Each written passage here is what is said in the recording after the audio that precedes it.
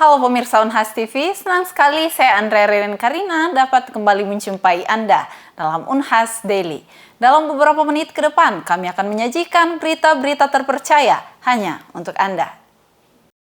Wisuda menjadi momentum bersejarah bagi 1.168 mahasiswa yang berhasil menyelesaikan perjalanan akademiknya di Universitas Hasanuddin pada periode Februari 2024 ini. Sejumlah momen menarik dan mengharukan mewarnai perayaan wisuda kali ini yang berlangsung di Barugaan di Pangeran Petarani Universitas Hasanuddin pada Senin 12 Februari 2024. Simak liputan selengkapnya untuk Anda. Universitas Hasanuddin kembali menggelar wisuda periode Februari 2024. Sebanyak 1.168 mahasiswa dari berbagai jenjang pendidikan, mulai dari sarjana hingga doktor, berhasil menyelesaikan perjalanan akademik mereka dengan sukses. Prosesi wisuda yang dilaksanakan di Barugaan di Pangeran Petarani Universitas Hasanuddin berlangsung dengan penuh kegembiraan dan haru. Momen ini sebagai bentuk penghargaan atas kerja keras dan dedikasi para lulusan selama ini. Dalam sambutannya, Rektor Universitas Hasanuddin, Profesor Dr. Insinyur Jamaluddin Jompa mengajak para mahasiswa untuk terus mempersiapkan diri dengan sekurang-kurangnya 7 keterampilan masa depan, yakni komunikasi, problem solving, kreativitas, keterampilan teknologi, critical thinking, kolaborasi, serta keterampilan belajar mandiri. Sebagai bentuk apresiasi, para lulusan terbaik program doktor, magister, profesi, spesialis, dan sarjana diberikan penghargaan secara langsung oleh Rektor Universitas Hasanuddin, didampingi oleh Wakil Rektor Bidang Akademik dan Kemahasiswaan. Salah satu momen menarik dari wisuda kali ini ialah ketika Rektor menyerahkan ijazah wisudawan kepada istrinya sendiri yang baru saja menyelesaikan program doktornya di Fakultas Ilmu Kelautan dan Perikanan.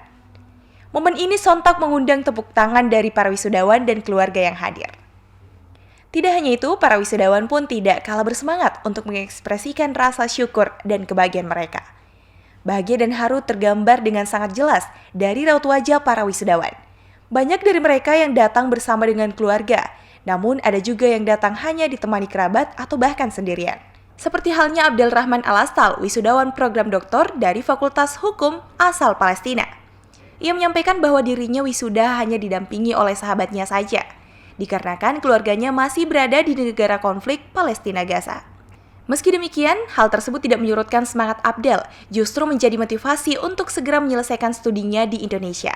Ia bahkan berhasil meraih IPK sempurna 4,0. Alhamdulillah, this moment is one of my best moments in my life. Today, I achieved doctoral degree in law. It is big achievement, especially in Indonesia, because I have a good experience in Indonesia, especially in Unhas Hasanuddin University. During my study, I enjoyed a lot, and I expanded my experience because Unhas provided me with opportunities and chances to develop my personality and experience. Here in Unhas, I found a good, amazing educational environment because not just to get doctoral degree in international law, but also I developed my skills in language and culture, because here I met many people from many countries, many cultures. Yes, it is very nice opportunity. At the end, I wanna send my appreciation and respect to Hasanuddin University leaders and staff, academic staff and administrative staff. Alhamdulillah. Maybe I faced many problems, but when I went to academic staff administrative staff, alhamdulillah, they were helping me always. And always I passed the challenges because my experience in UNHAS was amazing. Alhamdulillah, yeah. Berbeda halnya dengan Nur Hidayah Aslam, lulusan program sarjana dari Fakultas Kesehatan Masyarakat. Ia hadir didampingi oleh formasi lengkap ayah dan ibunya. Ia juga menyampaikan rasa syukurnya karena telah berhasil menyelesaikan studinya dan membawa orang tuanya dari Jayapura ke Makassar. Alhamdulillah senang Kak karena kebetulan sudah lama juga orang tuaku di sini tunggui. Kebetulan lagi dari Jayapura, dari Papua. Makanya. Iya, senang, terharu sama agak merasa bersalah juga sih sebenarnya Kak sama orang tuaku karena agak lama Kak selesai. Agak panjang prosesku. Mungkin salah satunya karena COVID juga Kak, pas masuk jurusan makanya sudah malas toh Kak, sudah malas. Kayak sudah malas duluan belajar, malas duluan buka skripsi. Apalagi kemarin juga ada masalah sedikit di lokasi penelitian, makanya agak lama itu. Selain itu, Rektor UNHAS juga menyampaikan harapannya kepada para wisudawan periode Februari 2024 ini agar senantiasa mengimprove diri dengan berbagai keterampilan.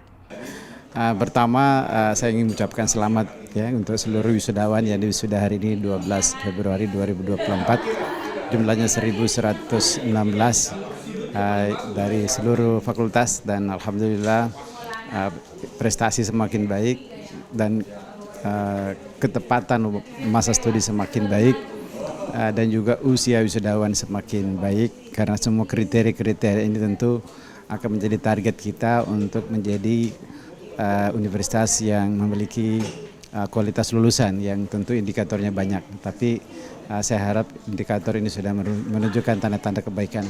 Harapan saya tentu, harapan kita semua, doa kita semua, semoga seluruh lulusan Universitas Hasanuddin yang diwisuda hari ini tentu berbahagia bersama keluarga tercinta, bersama sahabat, handetolan di awal tahun 2024 ini, dan tentu mendapatkan promosi yang baik di kantornya masing-masing dan atau akan mendapatkan pekerjaan yang baik sesuai yang dicita-citakan, sehingga semoga dalam meniti karirnya selalu disemangati oleh keinginan untuk menjadi lebih baik setiap saat, continuous improvement dengan beberapa aspek tadi yang saya sampaikan, kemampuan-kemampuan yang terus kita asah setelah selesai kuliah sekalipun, kemampuan untuk berkomunikasi yang baik, kemampuan untuk berkolaborasi yang baik, kemampuan untuk meningkatkan kreativitas, kemampuan untuk hal-hal yang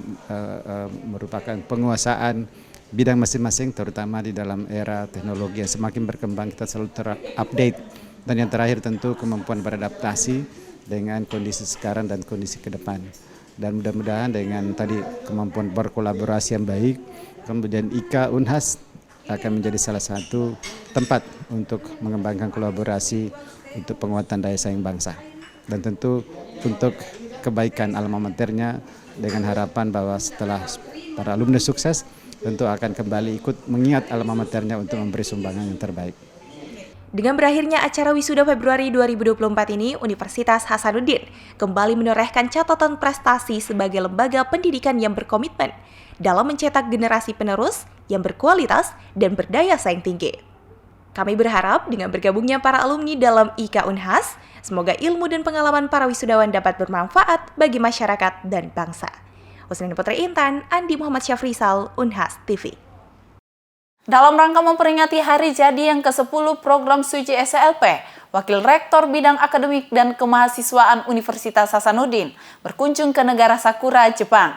Kegiatan berlangsung secara hybrid sejak tanggal 8 hingga 9 Februari 2024. Program Six University Initiative Japan Indonesia Service Learning Program atau program Suci SLP merupakan program kolaborasi 3 universitas di Indonesia, yaitu Institut Pertanian Bogor, Universitas Gadjah Mada, dan Universitas Hasanuddin. Bersama dengan 3 universitas di Jepang, yaitu Ehime University, Kochi University, serta Kagawa University.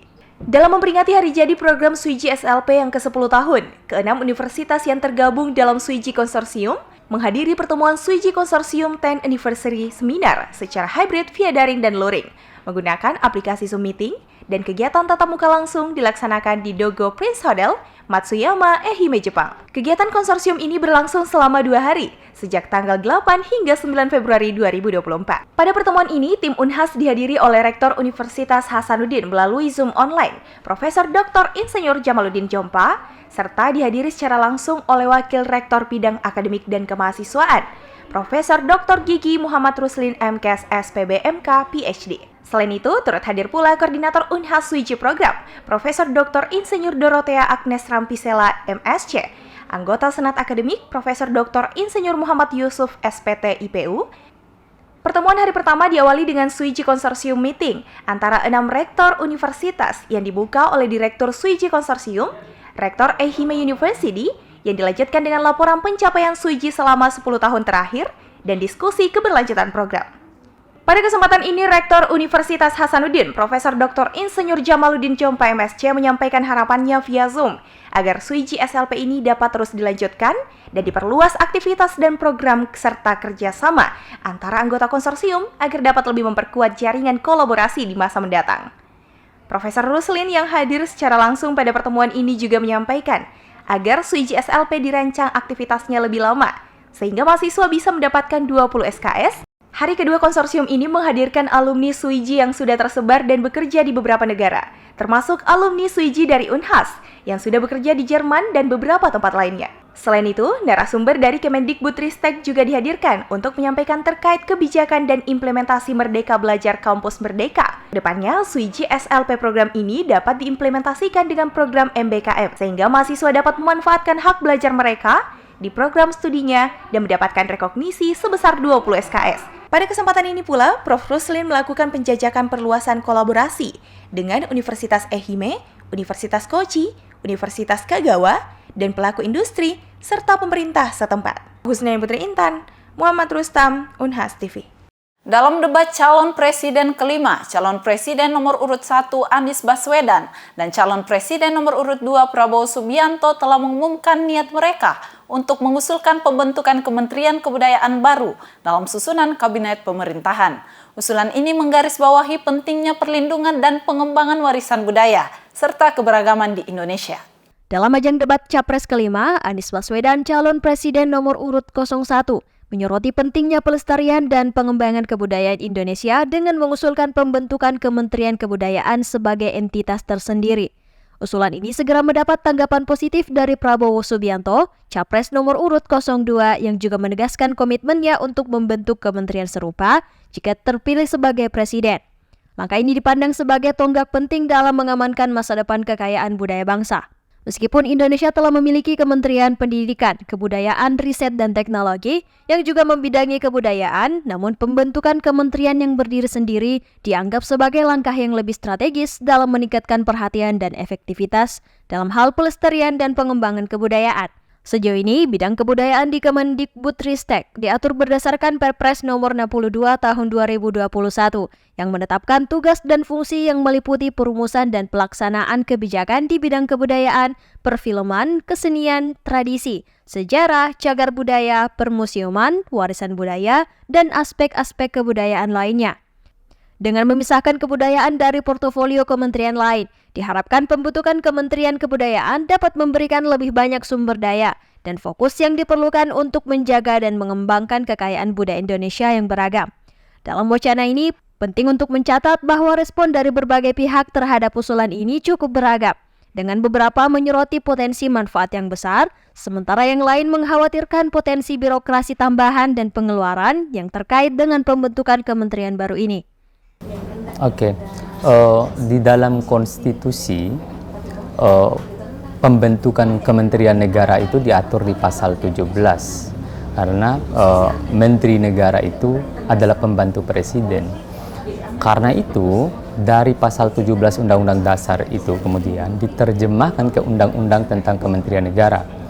di Undang-Undang Kementerian Negara hanya ada 3 nama menteri yang tidak bisa diubah, yakni Menteri Dalam Negeri, Menteri Luar Negeri, dan Menteri Pertahanan. Inilah 3 menteri inilah yang kalau Presiden dan Wakil Presiden mangkat atau tidak bisa menjalankan kewenangannya secara bersamaan, misalnya tiba-tiba, bukan minta-minta ya, tiba-tiba ada kecelakaan pesawat secara bersama-sama mati berdua, maka hanya 3 menteri ini yang akan mewakili atau yang akan menggantikan posisi mereka secara bersama-sama. Karena itu namanya tidak boleh dilakukan perubahan. Menteri Dalam Negeri, Menteri Luar Negeri, dan Menteri Pertahanan. Lalu kan di Undang-Undang Kementerian Negara ada 3, jadi ada 3 urusan gitu. Kementerian Negara itu menjalankan urusan pemerintahan. Urusan pemerintahan itu ada 3. Jadi ada Kementerian Negara yang nomenklaturnya sudah disebutkan dalam Undang-Undang Dasar. Ada Kementerian Negara yang ruang lingkup kewenangannya disebutkan dalam Undang-Undang Dasar. Ada juga Kementerian Negara yang dibentuk karena kebutuhan teknis di dalam konteks pemerintahan. Maka jika ada kementerian yang mau dibentuk misalnya, atau yang mau diubah, atau yang mau dilebur, bisa saja. Dan saat ini ada 34 kementerian, 4 kementerian koordinator dan 30 kementerian teknik. Nah, dari 34 kementerian itu kan hanya berdasarkan kepres, sebenarnya keputusan presiden. Ya, sebagaimana terjemahkan dari 3 jenis urusan pemerintahan yang dikelola oleh masing-masing menteri di Undang-Undang Kementerian Negara. Karena itu apakah boleh ada perubahan nama kementerian? Boleh di dalam Undang-Undang Dasar, juga di dalam Undang-Undang Kementerian Negara. Peluang untuk itu, peluang untuk mengubah, menggabungkan, atau membuat nomenklatur kementerian baru tidak menjadi soal. Makanya dulu kita misalnya Kementerian Pendidikan diubah namanya, tetapi perubahan nama itu memang harus melalui persetujuan DPR. Makanya ada rapat BAMUS, Badan Musyawarah DPR, nanti yang akan, atau rapat di DPR yang memastikan bahwa ada kementerian baru yang dibentuk, atau peleburan misalnya Kementerian Pendidikan mau dipisah, hanya ada Kementerian Kebudayaan sendiri, itu bisa dilakukan secara hukum, secara normatif, secara undang-undang, itu bisa dilakukan. Oke. Tidak rumit sebenarnya. Kalau Presiden mau, kemudian DPR sama-sama mau, prosesnya bisa singkat, bisa nggak sampai cuma beberapa hari kalau kemudian itu, tetapi kan rasio legis, kenapa itu harus diubah? Rasio legis kenapa harus ditambah? Atau rasio legis atau rasio hukum kenapa itu harus ada kementerian itu? Itu alasan itu mungkin yang mesti diperkuat, sehingga nanti ketika dibawa ke DPR untuk diminta persetujuan, Presiden bisa menjelaskan secara konseptual kenapa dia butuh Kementerian Kebudayaan misalnya. Apakah ini terkait dengan merosotnya nilai-nilai kebudayaan di tengah-tengah kita sehingga perlu ada Kementerian Kebudayaan dan seterusnya. Itu saya kira alasan-alasan politik yang mesti disampaikan oleh Presiden apabila nanti Presiden terpilih memang betul-betul punya political will untuk mendorong pembentukan Kementerian Kebudayaan.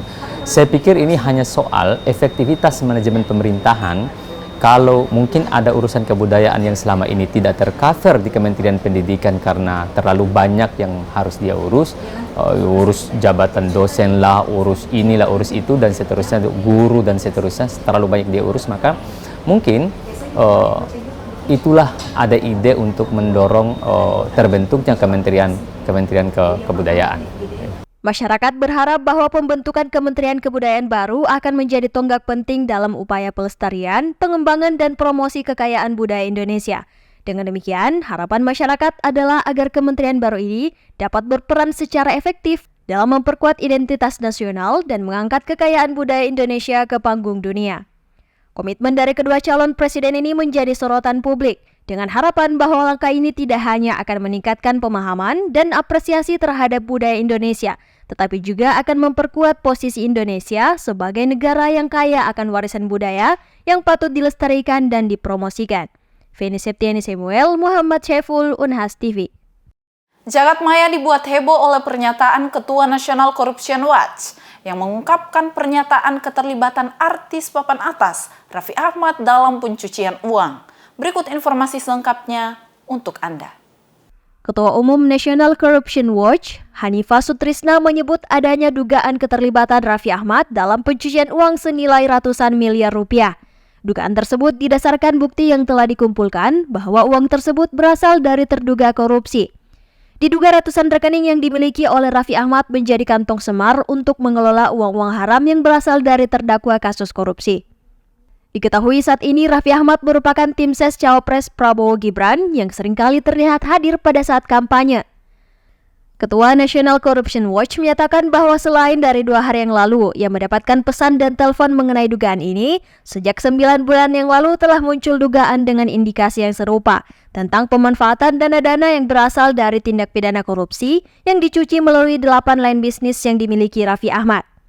Ia juga menyatakan bahwa sejak jejak digital Raffi yang telah bebas dari rehabilitasi ketergantungan obat-obatan terlarang, terjadi keganjalan transaksi yang tidak wajar. Dengan modus sebelum dana ini masuk, Raffi Ahmad berusaha dengan menyampaikan ada bisnis yang nilainya triliunan yang dianggap sebagai marketing pencucian uang tersebut. Kalau yang saya lihat dari beritanya Tempo ya, itu memang ada temuan untuk ada keterlibatan dari Raffi Ahmad. Cuman untuk bisa mengatakan dia memang terlibat atau enggak, itu bukan bukan saya yang bisa mengatakan hal seperti itu. Nantilah kita melihat lebih lanjut proses hukumnya kayak gimana. Kemudian NCW sendiri itu